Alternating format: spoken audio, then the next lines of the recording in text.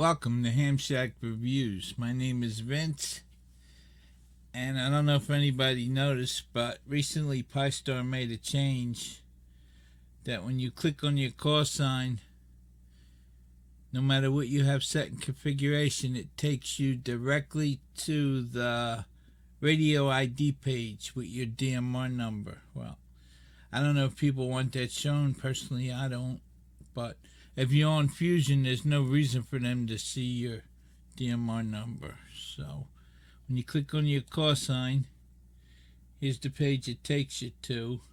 What we're going to do is I'm going to show you how to change this today, and we're going to do it together if you want to follow along. First thing we're going to do is go to configuration. Wait for that to open. Then we're going to go to expert.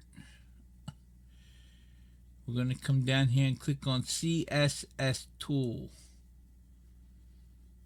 Wait for that to open. Then we're going to scroll all the way to the bottom where it says radio ID in capitals. What we're going to do is change that to QRZ or Z and apply change. That's all you have to do.